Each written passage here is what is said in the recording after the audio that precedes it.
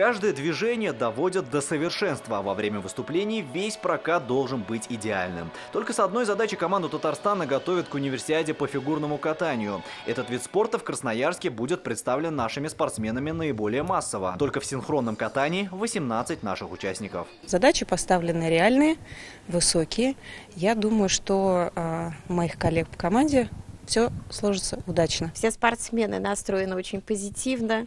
Они, конечно, прекрасно понимают, что состязания серьезные, но они понимают то, что они попадают на уникальный праздник спорта. Основные надежды связаны не только с фигуристами. Лыжные гонки представят Христина Мацокина и Егор Казаринов. В хоккее должны порадовать сразу два игрока. В составе национальной команды по хоккею с шайбой выступит игрок альметьевского нефтяника Александр Сорокин. За сборную России по хоккею с мячом игрок казанского «Динамо» Владислав Веселов. Он студент Поволжской государственной академии. В сноуборде ждем медали от Милены Быковой, Владислава Хадарина и Валерия Коллегова. Быкова является чемпионкой мира и год назад представляла нашу республику на Олимпийских играх в Корее. Погода отличная, тепло, к счастью, нет этого мороза сибирского.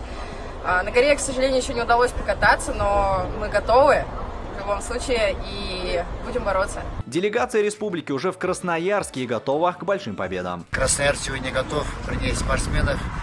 Готовятся все открытия, начались соревнования, хорошее настроение, праздничная, хорошая погода. Открытие зимней универсиады состоится завтра в Красноярске в 16:15 по московскому времени. Здесь ждут и президента Татарстана. Именно на этом стадионе 6 июля 2013 года зажгли огонь летней универсиады в Казани. Тогда татарстанцы смогли удивить всех в плане организации, а также количеству завоеванных медалей. Наши спортсмены принесли в копилку сборной команды России почти 300 наград. И вот теперь, спустя 5,5 лет, огонь зажгут на территории Красноярска. Теперь уже зимние универсиады. Смогут ли наши спортсмены повторить тот успех, узнаем совсем скоро. Алмаз Гафиатов, Ринат Сафин, ТНВ, Казань.